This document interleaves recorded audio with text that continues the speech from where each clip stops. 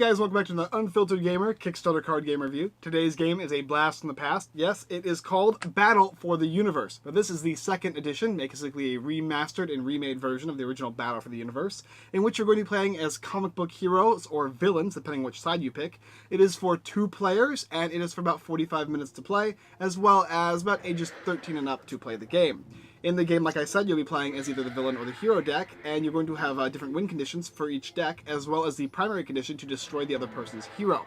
In the game, you're going to be going from location to secure those locations to gain either civilians, clout, or money, and as you do, you're going to be playing cards on a battle board. Now, the game has its own battle board, which is represented with this little board here, and you'll be placing your cards here and flipping them all over simultaneously and going back and forth doing damage to your opponent's heroes as well as the characters on the board. You can place weapons there as well and other different items, and you're going to be trying to gain these pieces in order to defeat the opponent as well as get the victory conditions. If you can do that, you'll win the game. But alright, that's how you play it. Let me show you what it looks like. Okay guys, so here is the Battle for the Universe board. It's big and it's got 2 sides, so each one of these is a map for each player. As well as on each side you're going to have your own locations, where you'll be placing your own locations from your blueprints deck. As well as on this side, there are blueprints for each and every deck. So you've got the bad guy's deck here, the bad guy's blueprints, as well as the objective for the bad guy, and the same on the other side. Included comes with a character token, as well as the team leader position and card. This is Obsidian Jaguar, and over here is Maple Leaf and Commander Canada, along with Commander Canada's location piece or token piece. Over here we've got different tokens. You got money, and you got your clout, and then your civilians over here. And then this is for different things used by your commanders, either -1 health and something else that happens. But basically the game is pretty simple. You place all your stuff, you've got your active player token, as well as your battle board here. And you're going to be going from location to location to defeat the bad guy in that location, or good guy in that location, depending on the deck. If you can secure the location, you're going to get certain points, and you have to use that battle board to do so. Also included in the game is the rulebook, which, as you can see, looks just like this here, as well as this. And which is really nice too, is it comes with a keyword icon, or basically a player reference sheet, so you get to see the icons. But alright, that's what comes in the game. Okay, so to begin the game, what's called the page is actually like a round, right? And they call it the page in this game. But the idea is both players, including the starting player, is going to be drawing 10 clouts. You're always going to have 10 clout at the beginning of the page. Afterwards, you're going to move on to the second portion, which is the action step, which will be securing locations, having a movement, a free movement, as well as spending additional clout to move additional spaces, as well as ending. Now, you can also have an additional action, which you can take on your turn, which is subtracting a clout from yourself by discarding and drawing a new card if you'd like. But this is where you're going to be doing your attacks, as well as trying to secure locations and moving across the board. Also, after all this is done, basically when you have no more clout or both players have chosen to pass, the next portion is going to start, which is going to be the resource collection or location collection. All the locations that have been collected or facing towards you are going to move off the board and be placed separately, and new locations will be placed, and you move on to the next step, which is going to be drawing cards. If you have less than 6, you're going to draw up to 6, and you can have no more than 8 cards in your hand at any point in time. Finally, after you've done this, you're going to switch the active player, which is panel 5, the active player section. You'll switch the active player, and the active player is always going to start off as the bad guy or the villain, and then it's going to pass to the next person. And that would be it. You go back to the beginning, in which you're going to be getting your 10 clout again, which is kind of like your spending of actions, things you can use to spend for actions and whatnot, and go back into the turns, going back and forth, moving and attacking. Alright, well, let me go ahead and show you how it's played. Okay, so we've got the first turn of the game already set up. Players are each going to be on these locations here, and they get their 10 clout, as well as they get a hand of 6 cards each. 1, 2, 3, 4, 5, 6. Each player gets that. Also, to note, specifically for Commander Canada's deck, you can either choose one or both of the characters, if you want the leaders. If you do, however, both of their health gets rounded down to 8. So you would get 8 and 8 for both of them. Or you could choose just one, and it would just be a 15 health commander. Also, during a round, or during the action phase, you could choose to do any of their abilities, along with the other character choosing to do any of his abilities as well. Alright, let's start the first turn up. So the first thing is you can choose... Oh, don't forget to mention, too, the bad guy always goes first, because thematically, the bad guy has to do something bad in order for the good guys to want to actually go after him and stop him from doing the bad thing that he's doing. So, we'll go ahead and start with his free movement. If he wanted to, he could spend more clout, more of these guys, and dump them in to move farther if he wants, but he's just going to stick with his one free movement, and now he's going to try and secure a location. Securing a location is going to cost him 1 clout, and then if he wants, if the good guy wants, he can try and stop him. Usually it's a good idea. In fact, it's almost always a good idea, depending on what deck you're playing, but for this example, yes, it's definitely a good idea to stop. And it's going to be based on the battle scenario. Let me go ahead and show you what that looks like. Okay, so the battle is going to commence, and it's based on 5 minus the spaces in between. So this would be 3, 5, 4, and 3 spaces here. So we're going to go ahead and put out the battle chart, and we're going to be selecting 3 cards. Since I started the fight, I spent the clout to go first. I will be placing it down. It's going to be 1, 1, 2, 2, 3, 3, 4, 4, 5, 5. So I will pick one of my cards in my hand. I will go ahead and decide how much clout I want to spend on it, or money, or civilians, depending on what it says. And I'll pick that card, and I'll place 3 down. Just like that. Now you can put it here, you can put it on the side or below. It doesn't really matter. I guess below would probably be easier. You look at this hand here. And now the hero is going to select 1, and he's going to go ahead and put this down, and he'll select 2 clout and put it here. And, look at that. And the next thing is the next player, and he's going to go ahead and select 1. And this guy here looks good for 3 more clout, but I'm spending a lot here, so I'm not going to get a lot of turns after this location.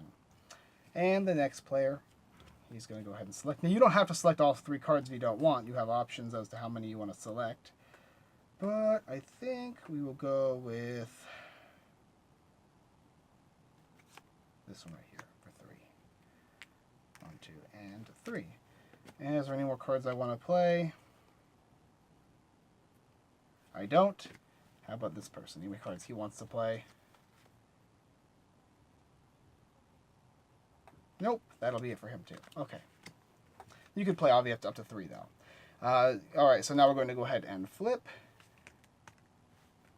All cards get flipped just like this. Alright, now we're going to do the 1-to-1, 2-to-2 kind of thing. The first thing we do is non-damaging effects, resolving it like this. This is deal 5 damage. It has 3 there, it does 5 damage. This is for 2, and it says target has -1 damage, so this target is going to have 1 damage for this round. And then we'll go to this guy here. This is deal 2 damage and get a money, so we're going to ignore that. And this one over here is, what is it? 3. Okay, so a person, supporting hero or your hero himself is going to get 2 health. So we'll give this guy 2 health. So he has 3 health now. Alright, now let's do damaging. Now, if we had anything like items or equipment, we'd also slide them in to the appropriate people that we would go. So if there was equipment here, we would slide it in during the non-damaging effects, or just previously to that. But because we're not worrying about that right now, we're just going to actually attack. So we'll do this guy first. And the person who attacks or starts the battle, starts the location, is going to attack. And the active player, if it's a tie, is the winner. So remove the 3 here, goes to the discard, and does 5 damage. This guy has 3 health, so he instantly dies, and this doesn't matter. So he goes to the discard pile. Oop, landfill. And then we're going to go ahead and slide this guy over. And then it's this guy's turn here. So we already used his ability, which is the +2 health, so no big deal there. We move on to this one. This is do 2 damage and gain a money. So because there's no target here or across, we're going to do damage straight to the commander, one of the commanders here. So if this guy had 8 health, we get to choose which one. We'll make him go down by 2, so he goes down to 6 from 8. And I also gain a money, so I'll take one of these here. Afterwards, we're then going to resolve by checking the health on the board to see who has the most health. This guy has 3. This is 3 over here and only 1 over here. So then the bad guy has secured the location. Okay, after we resolve the board, then we're going to put all the rest of the stuff into the landfill. They just go into the discard pile, and they're going to resume to see what's going to happen next. All right, so now it is the good guy's turn. Does he want to move? Does he want to secure? Well, he could choose to move if he wants for a free movement, and then he could choose to secure the location, and we would go back to battling once again. Now, the idea is, as we continue going back and forth, there's only a certain amount of clout we're going to have, and it's going to cost us 1 per location we want to control, as well as the abilities we want to use. When we run out of clout, or if we both decide to pass, instead of doing one of our movement options or our securing location options, then that would end the game, right? So another thing to note too is the fact that this guy here, he did secure that location, so he gets to flip it onto his side. Also, if this character here were to ever go during the same page onto this location and then do a rebattle to fight it, he would actually take the money from this guy. So this guy's actually going to acquire 1 money and 1 of these guys here. So we got money, population, and then clout. That all comes instantly whenever you secure a location. But, however, if this guy ever comes here and switches it, because he had a battle and won, he would actually take that currency and give it to himself. That's how it would kind of work. But if everybody decided to pass, and that never happened, at the end of the page here, not the page, but the end of the action phase here, all these locations get secured. So this location would get secured, and it would go over here to the side. and a new blueprint would be activated. It would be placed face down just like this. And we would continue playing the game after we would go ahead and, let's see here. So we only got, after securing the locations, he didn't hit secure any just per se. He can then go ahead and draw his cards up to 6 cards, and so would he. Draw up to 6 cards. 3, 4, 5, and 6. And after that, we would go ahead and move on to the beginning of the next round, which would be to get the clout. So however much clout we have left, we would increase it to 10. Now, generally speaking, you're going to want to run out of clout pretty much before you want to move on to the next page, but just for example purposes, this is kind of how it works. And we continue securing new locations. So killing the commander is just like shown, it goes across the board, as well as if we had this character, this team over here defeat 10 characters, so any characters that defeats, it counts towards the victory condition, as well as over here securing civilians, which are these blue things here. Every time we secure civilians, if we get to 22, we can win the game that way, like a secondary win condition. And these are those two ways work. Another thing to note is after every single page is over and the next page begins, that active player token does switch. And when a player token does switch, that player is the next person to start off the page, as well as winning ties. A couple other things to note too that I didn't mention is the character abilities, or I mentioned briefly. These characters all have different abilities, and you can use them once per page. This guy here lets you kill your own guys off to gain ritual tokens, and if you can get 7 of them, you can win the game that way. And these guys here do a plethora of things. This one says reduce the damage dealt to Maple Leaf or Commander Canada by 1 for a single, what is this, money? Yep. Or this one other here is at the end of a battle, if you win, but the opposing player still has characters in play, deal 1 damage to all remaining enemy characters. And there's 3 other ones on this guy, so there's quite a few. So those are the basic ideas of how to play the game, trying to get those different victory conditions. Also, we talk about all the different cards in some of the decks here. So you have Sickle and Hammer in the bad guys deck, and when you play them together, they do different things. They kind of support each other. There's also different equipment items that can be attached, or weapons that can be attached during the non-lethal effects, where you place it on certain characters and they do different things. Like this one says it does 2 damage, and it's going to be placed in a row. So the one does its first thing, and then the next person the one, and then so on and so forth, based on the objects and weapons you equip. You've got these guys here, like the Aztec Rojas. These guys are kind of like the goons of the game. You can play as many as you want down on the front field, and they don't count as a single playable character, like a unique.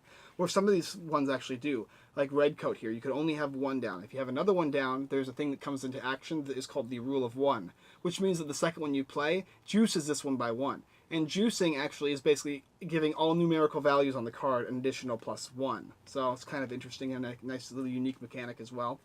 There's a bunch of other stuff. There's armor you can attach, or sacrificial altars in this deck. This one has a lot of heroes and stuff like that do different special abilities. Like there's super strength as well as flight.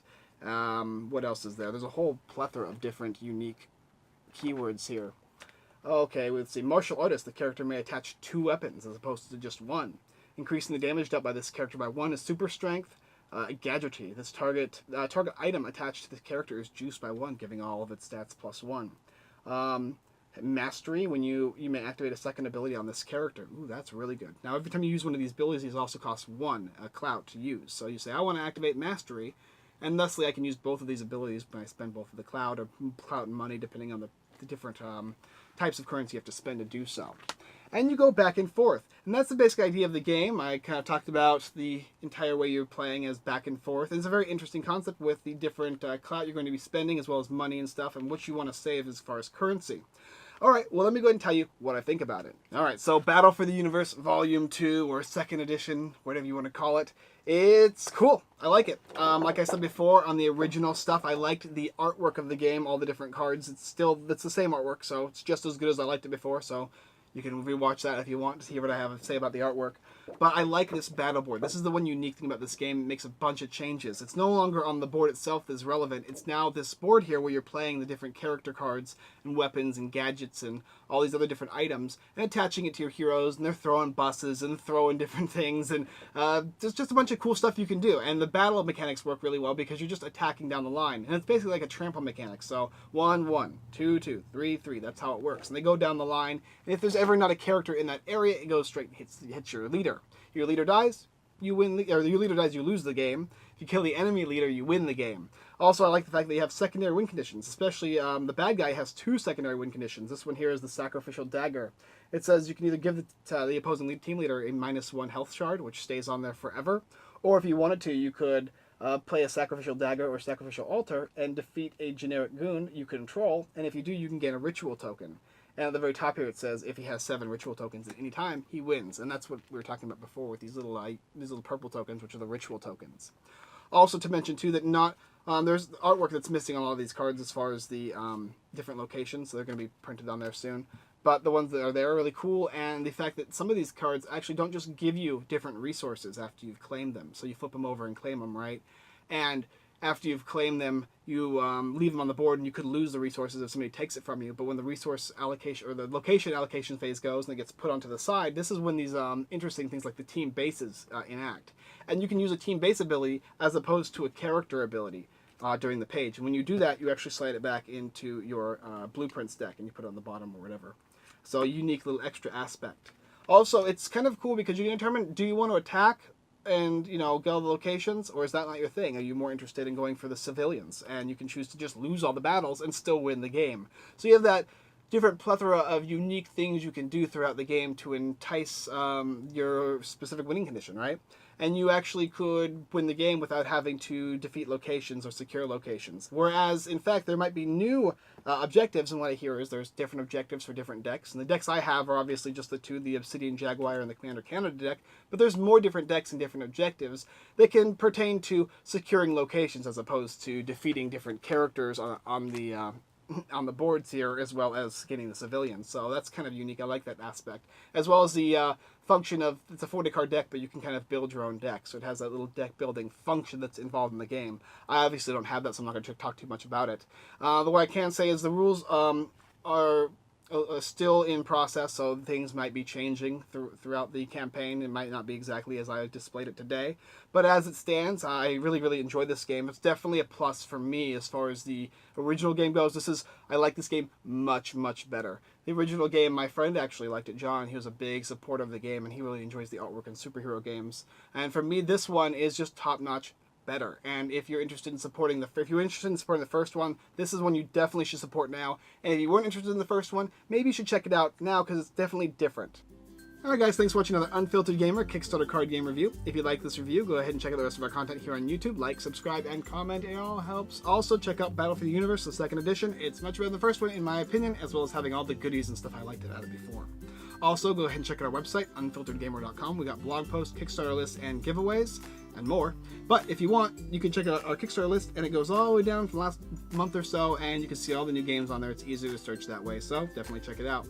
As well as our affiliate websites, Devatos Gaming, The Giveaway Geek, and everythingboardgames.com.